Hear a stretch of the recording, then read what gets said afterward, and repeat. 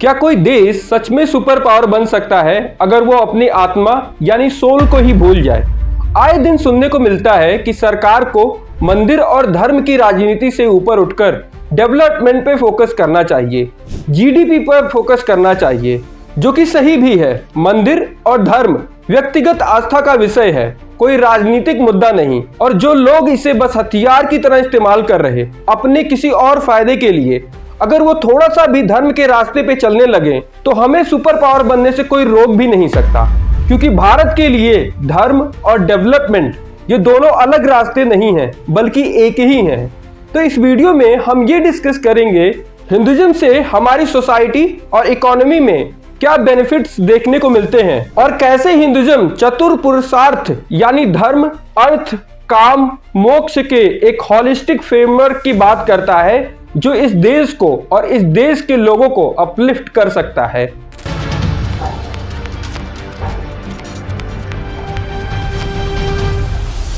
चाहे वो बांग्लादेश में हिंदूज की सेफ्टी हो या कश्मीर पंडित का इश्यू हो, सामने से एक ही क्वेश्चन मिलता है, डेवलपमेंट का क्या? ये बिल्कुल सही है कि हमें डेवलपमेंट पे फोकस करना चाहिए, पर यह क्वेश्चन हमें तब करना चाहिए जब ऐसी बातें करके कोई अपने प्रॉफिट की बात कर रहा हो, जब ये कह रहा हो कि हमें हिंदू राष्ट्र बनाना चाहिए, या फिर तब जब कोई किसी एक स्पेसिफिक रिलीजन या कास्ट को खतरा बताकर डर की पॉलिटिक्स कर रहा हो, या फिर तब जब आपकी सरकारें हिंदुइज्म और भगवान को मुद्दा बनाकर वोट बटोर रही हो। पर डेवलपमेंट का आर्ग्यूमेंट वहां सही नहीं लगता जब कोई अपने पास्ट, हेरिटेज और कल्चर को प्रिजर्व करने की बात कर रहा हो, जब कोई इन पे प्राउड होकर उसे प्रमोट कर रहा हो, क्योंकि हिंदुइज्म वो बेस है जिस पर हमारी सभ्यताएं हजारों सालों से टिकी हुई हैं। हिंदुइज्म ही एक ऐसा धर्म है जो कहता है सत्य एक है, पर उसे पाने के रास्ते अनेक हो सकते हैं। इसीलिए शायद यहाँ इतने कास्ट और रिलीजन सदियों से फ्लरिश कर रहे हैं। अगर हम हिंदुइज्म से हुए सोसाइटी और इकोनॉमी की बेनिफिट्स की बात करें तो राम मंदिर, रामलला को उनके जन्म स्थान पे स्थापित करना था, पर उसके साथ साथ पूरे इंफ्रास्ट्रक्चर का रीबर्थ हुआ है। नए एयरपोर्ट्स, वर्ल्ड क्लास रोड्स और लोकल इकोनॉमी में एक मैसिव बूस्ट आया। बट अगेन, अगर 1 किलोमीटर रोड को बनाने की कॉस्ट 65 करोड़ आती है, अब 13 किलोमीटर सड़क 850 करोड़ में बनाई गई। इट्स बिकम क्वेश्चनेबल, क्योंकि खुद को हिंदुइज्म से जोड़ने वाले और धर्म के रास्ते पे चलने वाले कभी इतनी महंगी रोड बना ही नहीं सकते जब वो राम मंदिर का मुद्दा हो। और बिल्कुल राम मंदिर दुनिया का सबसे बड़ा टेम्पल होना चाहिए था, और जो लोग ये कह रहे कि वहाँ हॉस्पिटल बना देना चाहिए था, मैं उनसे बिल्कुल भी सहमत नहीं हूँ, because it's all about preserving our identity. Ramayana और भगवत गीता से पूरी दुनिया प्रेरणा लेती है, पर एक बार सोच कर देखिए लिटरेसी रेट में यूपी का क्या हाल है। इवन जो एजुकेटेड हैं वो भी बेरोजगार हैं, मतलब क्वालिटी एजुकेशन दूर दूर तक नहीं दिखाई देता है। भगवान राम और राम मंदिर को बनाने में हुए सोशल स्ट्रगल की हिस्ट्री को प्रिजर्व करने के लिए 2000 फीट नीचे टाइम कैप्सूल जरूर लगाया गया, पर जो लोग हमारी नॉलेज, हमारी साइंस, हमारे धर्म को आगे बढ़ाते हैं, उनके लिए क्या किया गया? बस मंदिर बना देने से भोली जनता को गुमराह किया जा सकता है, पर उन भोली जनता का और सोसाइटी का अपलिफ्टमेंट नहीं हो सकता। तो अगर ये टेम्पल हमारे एंशिएंट टाइम की तरह होता, तो एंशिएंट इंडिया में टेम्पल्स सिर्फ वर्शिप के प्लेसेस नहीं थे, वो कम्युनिटी लाइफ के फोकल पॉइंट्स थे, जो एजुकेशन, आर्ट, साइंस और सोशियो इकोनॉमिक एक्टिविटी के वाइब्रेंट और कॉम्प्रिहेंसिव हब्स के रूप में काम करते थे। वो लिविंग यूनिवर्सिटीज की तरह फंक्शन करते थे, जहां इंटेलेक्चुअल और ट्रेडिशनल नॉलेज सिस्टम को प्रिजर्व, डेवलप और generation to generation pass on किया जाता था। हमारे अधिवक्ता जोर जोर से चिल्ला के कहते हैं कि गॉड पार्टिकल की खोज, जो कि 21st सेंचुरी की सबसे बड़ी खोज है, उसका जिक्र हमारे हिंदुइज्म में बहुत पहले से है, जो कि सच भी है। इवन साइंटिस्ट कैपरा के अकॉर्डिंग, जैसे तांडव में सृष्टि बनती और मिटती है, वैसे ही पार्टिकल्स कांस्टेंट तरीके से ब्रेक और रिफॉर्म होते रहते हैं। पर जब हमारे अधिवक्ता ये चिल्लाकर बोलते हैं कि यूरोप की लैबोरेटरी के बाहर नटराज की मूर्ति लगी हुई है, तंजावुर तमिलनाडु वाली नटराज की मूर्ति है वो लगी है, और उस पर प्राउड फील करते हुए दिखते हैं, वो एक ऐसी ही लैबोरेटरी बनाने की बात क्यों नहीं करते? जहां हम इन्वेंशन नहीं एटलीस्ट अपने धार्मिक ग्रंथों से ही सीख के टेक्नोलॉजिकल एडवांसमेंट कर सकें। क्योंकि एरोप्लेन या विमान जिसका जिक्र रामायण में है वो शायद पहला मेंशन है किसी ऐसे उड़ने वाली चीज का। पर कोई राजनेता कभी ये कहता हुआ नहीं दिखता, हम आपके लिए एक ऐसा टेम्पल बनाएंगे जो एंशियंट टेम्पल की तरह होगा, जो मंदिर होने के साथ साथ आपके अपलिफ्टमेंट का भी काम करेगा। और अगर हम सच में गो बैक टू वेदास का नारा लगाना छोड़कर अपने स्क्रिप्चर्स पे रिसर्च करें तो शायद हम वो अचीव कर सकते हैं जो मॉडर्न साइंस और टेक्नोलॉजी नहीं कर सकती। अब थोड़ा नंबर्स की बात करते हैं। 2025 महाकुंभ से लगभग 2 से 3 लाख करोड़ का रेवेन्यू जनरेट हुआ, जो कि इंडिया की पूरी जीडीपी का लगभग 0.8% है। और इससे हॉस्पिटैलिटी, रिटेल और ट्रांसपोर्ट जैसे सेक्टर में 8 लाख से ज्यादा जॉब क्रिएट हुए। और इसका लेगेसी तो इससे भी बड़ा है। 6400 करोड़ सिर्फ परमानेंट इंफ्रास्ट्रक्चर के लिए एलोकेट किया गया था। सैनिटेशन, वाटर सप्लाई और रोड्स जो पिलग्रिम्स के जाने के बाद कई सालों तक वहां के लोकल लोगों के काम आएंगे। पर फिर भी जब लोग कहते हैं कि चाइना को देखो वो कितने डेवलप्ड हैं, तो वो शायद इस पॉइंट को इग्नोर कर देते हैं कि चाइना इसलिए सक्सेसफुल नहीं क्योंकि उसने अपने कल्चरल इवेंट्स छोड़ दिए। वो इसलिए कामयाब हैं क्योंकि उन्होंने अपनी जीडीपी का 2.68% R&D यानी रिसर्च एंड डेवलपमेंट में इन्वेस्ट किया है, जबकि हम सिर्फ 0.65% पर रुके हुए हैं। चाइना की ग्रोथ इसलिए नहीं हुई कि उन्होंने कल्चर को बिल्कुल इग्नोर कर दिया, बल्कि इसलिए हुई क्योंकि उन्होंने AI, सेमीकंडक्टर और स्पेस टेक में स्ट्रैटेजिकली इन्वेस्ट किया।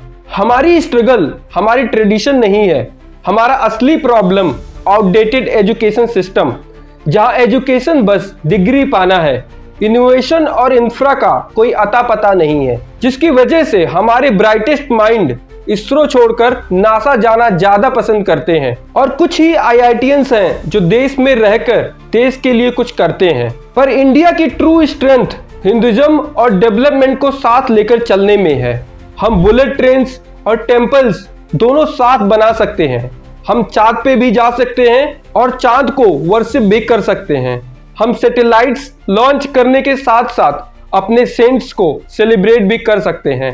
हिंदुइज्म हमें वो पावर देता है जो कोई भी डेवलप्ड कंट्रीज चाह कर भी नहीं खरीद सकती, क्योंकि हिंदुइज्म हमें ह्यूमन फुलफिलमेंट के लिए कंप्लीट और हॉलिस्टिक फ्रेमवर्क देता है, जिसे हम चतुर्पुरुषार्थ कहते हैं, जो कि है धर्म, अर्थ, काम और मोक्ष।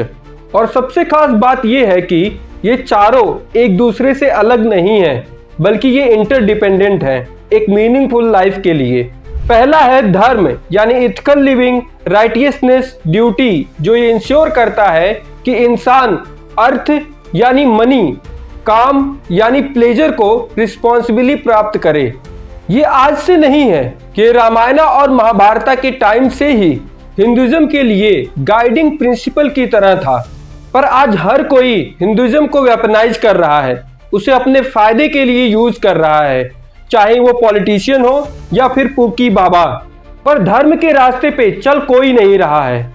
तो धर्म क्या कहता है, और अगर धर्म को फॉलो किया जाए उसे वेपनाइज करने के बजाय, तो हमारे देश में कितने बदलाव आ सकते हैं, इस पे भी मैंने एक सेपरेट वीडियो बनाया है। You can watch that video, link आपको डिस्क्रिप्शन बॉक्स में मिल जाएगा। दूसरा गाइडिंग प्रिंसिपल है अर्थ यानी प्रोस्पेरिटी, इकोनॉमिक स्टेबिलिटी, करियर। और ये बस हमें धन इकट्ठा करना नहीं सिखाता, बल्कि इसका उद्देश्य है सस्टेनेबल लाइफ और अपनी रिस्पॉन्सिबिलिटीज को फुलफिल करना। कौटिल्य का अर्थशास्त्र हमें सिखाता है कि एक अच्छी सोसाइटी के लिए वेल्थ और इकोनॉमी जरूरी है। तीसरा गाइडिंग प्रिंसिपल है काम। इसका मतलब सिर्फ फिजिकल डिजायर नहीं, बल्कि इमोशनल और एस्थेटिक जॉय भी है। कला, संगीत और जीवन का आनंद लेना, और ये सब धर्म से ही गाइडेड होना चाहिए। और आखिरी है मोक्ष, जो हमारा अल्टीमेट गोल है यानी लिबरेशन। पर आजकल तो जो भगवान के चरणों में खुद को अर्पित कर चुके हैं, वो भी मोक्ष से ज्यादा अर्थ में विलीन है। तो अगर देखें तो धर्म हमारा इनर कंपस है। ये बताता है कि अर्थ यानी वेल्थ, सक्सेस और काम यानी डिजायर, प्लेजर को कैसे परस्यू करना चाहिए। अगर धर्म ना हो तो अर्थ ग्रीड बन सकता है और काम सिर्फ इंडल्जेंस और डिस्ट्रैक्शन। लेकिन जब अर्थ और काम को धर्म गाइड करता है तब वेल्थ सिर्फ पर्सनल गेन नहीं रहती, वो सेवा और रिस्पॉन्सिबिलिटी का मीडियम बन जाती है। डिजायर्स भी बस भोग तक लिमिटेड नहीं रहते, वो ग्रोथ और क्रिएटिव एक्सप्रेशन का जरिया बन जाते हैं। तो सनातन धर्म हमें ये नहीं कहता कि डेवलपमेंट चूज करो या डिविएशन, ये कहता है इंटीग्रेट बोथ। कल्चर किसी भी नेशन की सोल होती है। बॉर्डर्स, इकोनॉमी, इंफ्रास्ट्रक्चर ये सब जरूरी हैं, लेकिन इन सब को मीनिंग कल्चर देता है। बिना कल्चर के एक देश सिर्फ एक जियोग्राफिकल लैंडमार्क बनकर रह जाता है। कल्चर ही कलेक्टिव मेमोरी है, कल्चर ही रिचुअल्स, कहानियां, फेस्टिवल्स और बिलोंगिंग का एहसास है। जब डेवलपमेंट कल्चर से डिस्कनेक्ट हो जाता है तब साइन तो होती है पर डेप्थ खो जाती है। साउथ कोरिया ने पोस्ट वॉर डिवेस्टेशन से उठकर दुनिया को दिखाया कि इकोनॉमिक मिरेकल क्या होता है। आज वो ग्लोबल टेक, के-पॉप, सिनेमा और इनोवेशन का पावर हाउस है। सियोल की स्काईलाइन प्रोग्रेस की कहानी सुनाती हैं, लेकिन इस ग्रोथ के बीच कुछ अनकंफर्टेबल रियलिटीज भी हैं। साउथ कोरिया दुनिया में पर कैपिटा कॉस्मेटिक प्रोसीजर में सबसे आगे है। लगभग 25 से 50% वुमेन जिनकी उम्र 19 से 29 साल के बीच है, उन्होंने सर्जरी करवाई है, रिजिड ब्यूटी स्टैंडर्ड्स और मीडिया प्रेशर के चलते।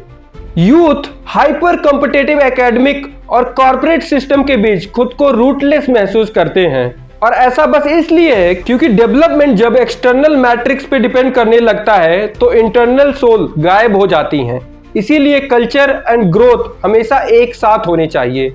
इंडिया का मॉडल अलग है। यहाँ सनातन धर्म कोई म्यूजियम एग्जिबिट नहीं, ये लिविंग ट्रेडिशन है। सुबह की आरती, मंदिर की घंटी, नवरात्रि का गरबा, दिवाली के दीप, पितृ तर्पण, तीर्थ यात्रा, ये सिर्फ रिचुअल्स नहीं, रिमेम्बरेंस और रिन्यूअल के एक्ट्स हैं। वाराणसी के घाट से मदुरई के सैंक्टम्स तक टेम्पल स्टैटिक स्ट्रक्चर नहीं है, ये डायनेमिक इकोसिस्टम्स हैं। Devotion, music, dance, philosophy, discourse और सेवा का कॉन्फ्लुएंस है। आज भी कई टेम्पल्स अन्नदानम चलाते हैं, वैदिक स्कूल्स ऑपरेट करते हैं, कम्युनिटी वेलफेयर प्रोग्राम सपोर्ट करते हैं। ये स्पेसेस कल्चरल इंक्यूबेटर हैं। यहाँ ओरल ट्रेडिशंस सरवाइव करती हैं, क्लासिकल आर्ट्स प्रिजर्व होते हैं और रीजनल कस्टम्स फ्लरिश करते हैं। भारत का इतिहास दिखाता है कि डेवलपमेंट और धर्म अलग नहीं थे। मौर्यन ने हाईवेज भी बनाए और सरायज भी। अशोका का मेडिकल सेंटर इंसानों और एनिमल्स के लिए था।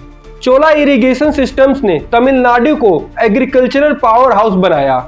गुप्ता एरा में अर्बन प्लानिंग, एजुकेशन और ट्रेड फ्लरिश हुआ। Tree planting, water conservation, public welfare ये गवर्नेंस नहीं, धर्मा के एक्ट्स माने जाते थे। अर्थशास्त्र और राजधर्म टेक्स्ट में रूलर का ड्यूटी था प्रोटेक्ट और अपलिफ्ट करना। इंफ्रास्ट्रक्चर बनाना सिर्फ आज की तरह पॉलिसी नहीं थी, बल्कि स्पिरिचुअल सर्विस थी।